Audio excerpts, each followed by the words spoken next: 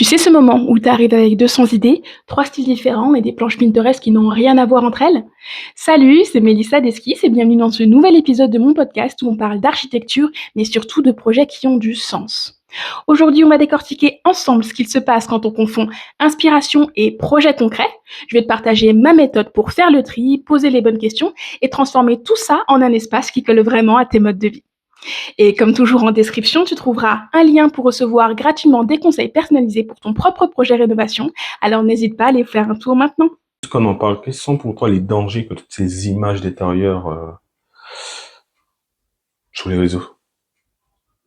Ouais, justement pour les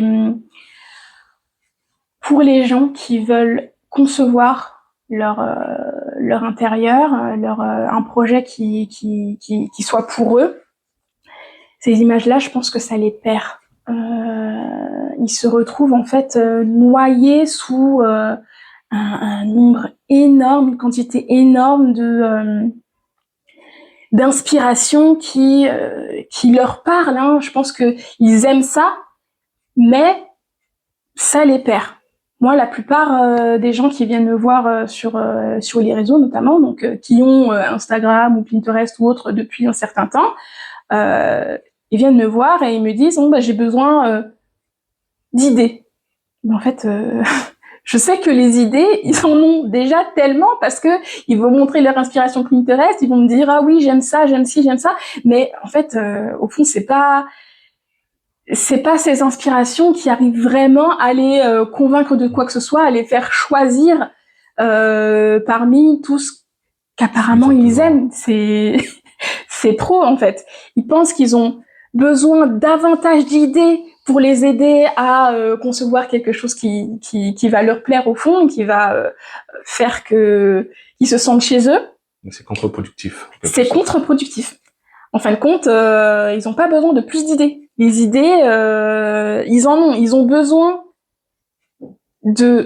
d'analyser leur quotidien, d'analyser également leurs inspirations, leurs idées pour comprendre ce qu'ils aiment et faire un mix des deux pour vraiment créer.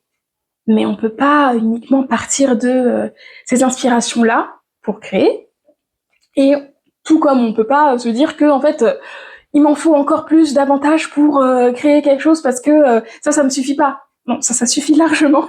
On va surtout mettre de côté un moment pour faire le vide, mettre tout à plat, regarder vraiment ce dont tu as besoin, et ensuite, à partir de là, construire quelque chose qui ait vraiment du sens, en fait. Mais comment tu fais concrètement quand tes clients arrivent avec ces 200 épingles Pinterest Alors, c'est pas simple,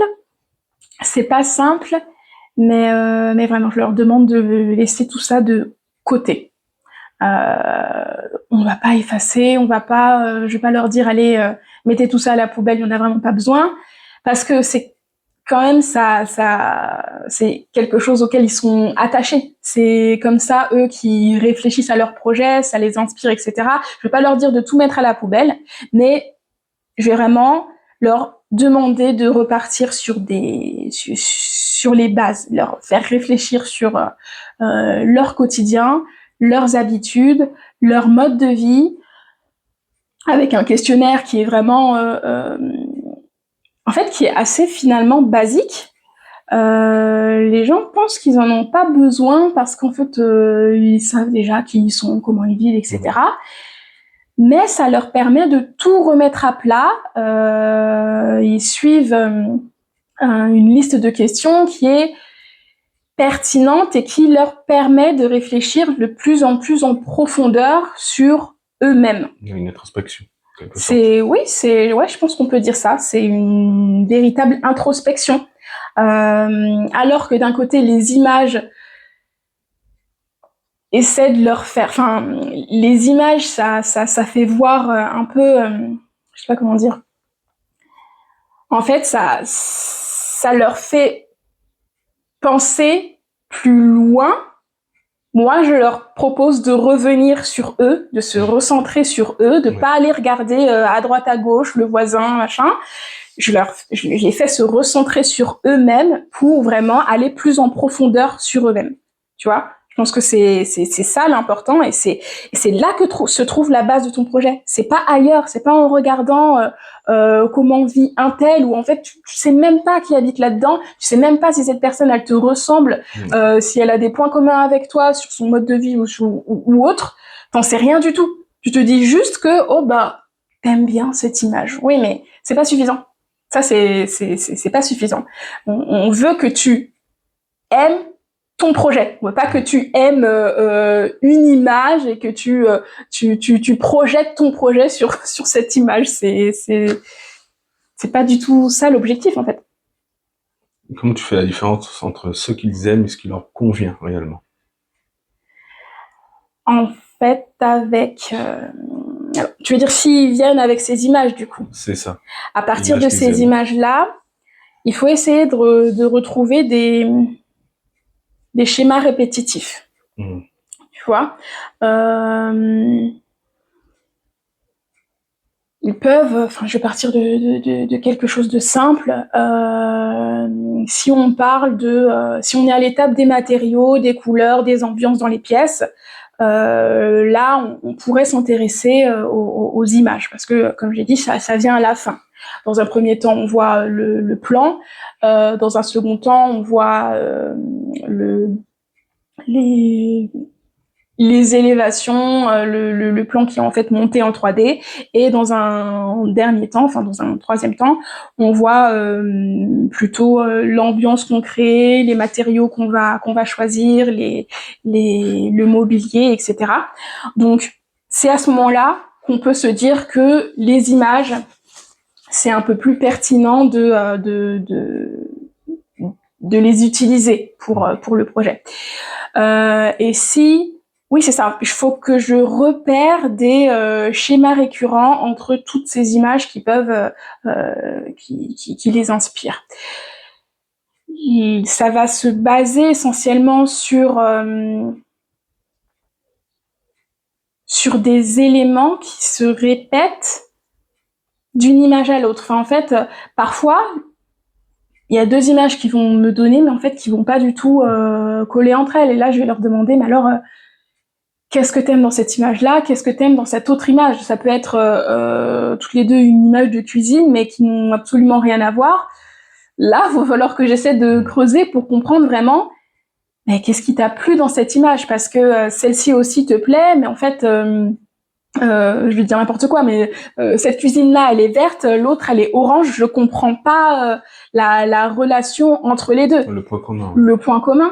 Et alors parfois tu te rends compte qu'en fait juste c'est infondé, c'est les émotions qui parlent, c'est un peu des choix qu'ils ont fait de manière spontanée mais infondée. Ça ne reflète aucun mode de vie particulier, ça ne reflète aucun besoin particulier, et donc en fait ces images on va mettre toutes les deux à la poubelle et on va repartir encore une fois des bases de selon ce dont le client a besoin. Est-ce que quelle émotion tu veux ressentir réellement quand tu entres dans ta cuisine, et ensuite on va regarder, ok, ça se rapproche plutôt de telle couleur. Enfin, je parle de couleurs, mais les couleurs, voilà, je m'y intéresse pas tant que ça. Je dirais plutôt que les matériaux priment sur la couleur, les questions de texture, etc.